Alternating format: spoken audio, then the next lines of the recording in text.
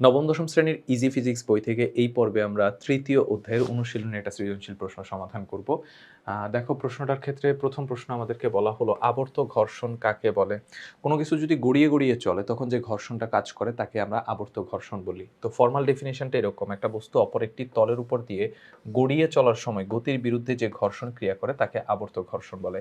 Private car ও ট্রাকের মধ্যে কোনটির জড়তা বেশি এবং কেন? এটা একটু বুঝার চেষ্টা করো। জড়তা হচ্ছে কোনো একটা বস্তু যে অবস্থায় আছে সেই অবস্থায় থাকতে চাওয়ার যে ইচ্ছা বা প্রবণতা তাকে আমরা বলি হচ্ছে জড়তা।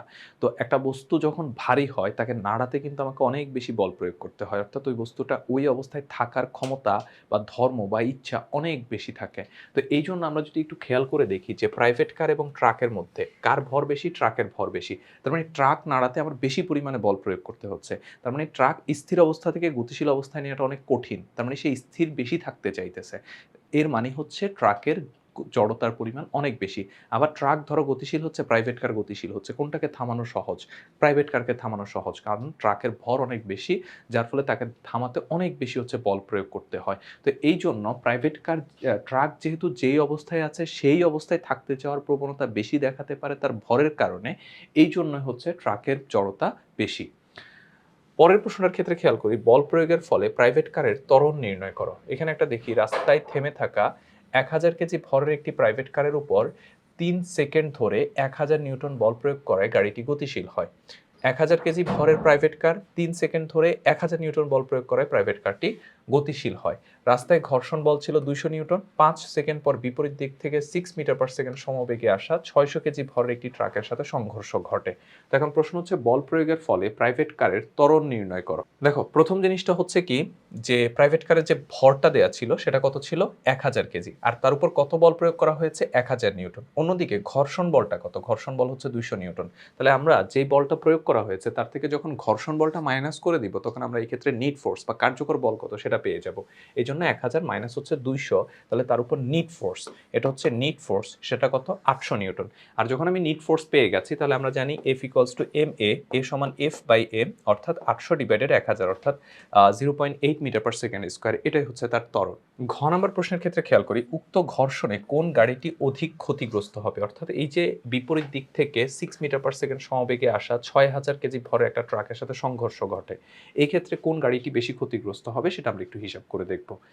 তো প্রথমে দেখো প্রাইভেট কারের সংঘর্ষের পূর্বে বেগ কত ছিল? প্রাইভেট কারের সংঘর্ষের পূর্বে বেগ ছিল হচ্ছে ইউ সমান হচ্ছে এটি।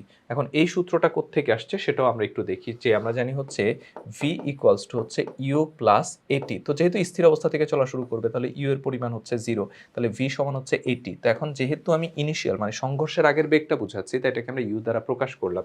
তাহলে ইউ সমান হচ্ছে এটি, এ এর মান 0.8 আর টি এর মান হচ্ছে 3, কারণ 3 সেকেন্ড ধরে চলতেছিল। তাহলে সংঘর্ষের আগে হচ্ছে প্রাইভেট কারের বেগ কত? 2.4 মিটার পার সেকেন্ড। এবার সংঘর্ষের পরে প্রাইভেট কারের বেগ হয়ে যায় হচ্ছে v1 আর ট্রাকের বেগ হয়ে যায় হচ্ছে v2।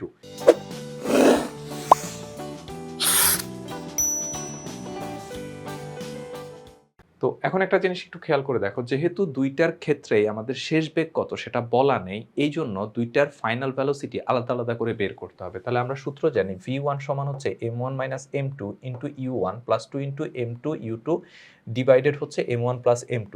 তো প্রথমটার ভর ছিল 1000 কেজি, দ্বিতীয়টার হচ্ছে 6000 কেজি। তারপরে u1 তো আমরা বের করলাম 2.4, 2 m2, তারপর হচ্ছে u2 এর মানটা আমরা বের করে দিলাম। খেয়াল করে দেখি এখানে u2 হচ্ছে বিপরীত দিক থেকে এসে ধাক্কা দিচ্ছে, বিপরীত দিক থেকে এসে ধাক্কার কারণে এটা মাইনাস হয়েছে। আর নিচে আমরা দুইটা ভর যোগ করে দিলাম। তাহলে আমরা প্রাইভেট কারের ক্ষেত্রে আমরা যে বেগটা পাচ্ছি সেটা হচ্ছে 12 মিটার পার সেকেন্ড। অন্যদিকে আমরা একটু v2 মানে ট্রাকের ক্ষেত্রে ফাইনাল বেগটা কত হয় সেটাও আমরা বের করি। তো এখানে একটা জিনিস খেয়াল করো, এই সূত্রটা সেম, জাস্ট যেটা ঘটে 1 এর জায়গায় হচ্ছে 2 হয়ে যায়। এই যে দেখো m1 টা m2 হয়ে গেছে, m2 টা m1 হয়ে গেছে, u1 টা u2 হয়ে গেছে, u2 টা u1 হয়ে গেছে। এই যে m2 টা আবার হচ্ছে m1 হয়ে গেছে। আর নিচে প্লাস মানে m2 আগে m2 পরে এটা কোনো ব্যাপার না, m1 প্লাস m2, কারণ নিচে হচ্ছে আমরা প্লাস চিহ্ন ইউজ করতেছি। তো এখন m2 মানে হচ্ছে ট্রাকের ভর, সেটা হচ্ছে কত? 6000।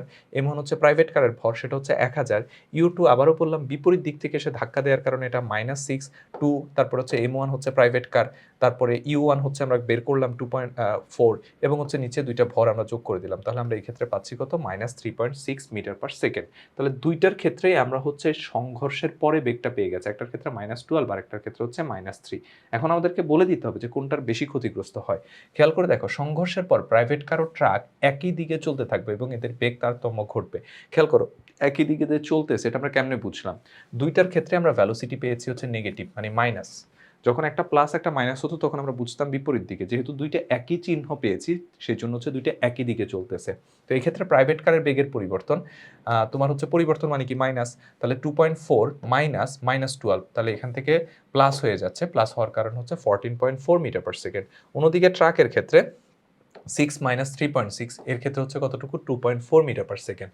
প্রাইভেট কারের বেগ ট্রাকের তুলনায় বেশি পরিবর্তিত হয়েছে। তাই প্রাইভেট কার বেশি ক্ষতিগ্রস্ত হবে।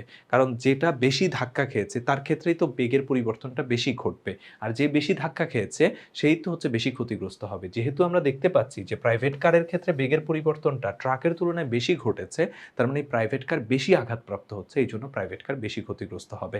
তো এই ছিল এই পর্বে আমাদের প্রশ্নের সমাধান। পরবর্তী পর্বে আমরা অন্যান্য প্রশ্নগুলো নিয়ে আলোচনা করব। প্রশ্নগুলো আমরা ব্যাখ্যা করছি ইজি ফিজিক্স বই থেকে। তোমরা যারা ইজি ফিজিক্স বই সংগ্রহ করোনি খুব দ্রুত সংগ্রহ করে ফেলবে।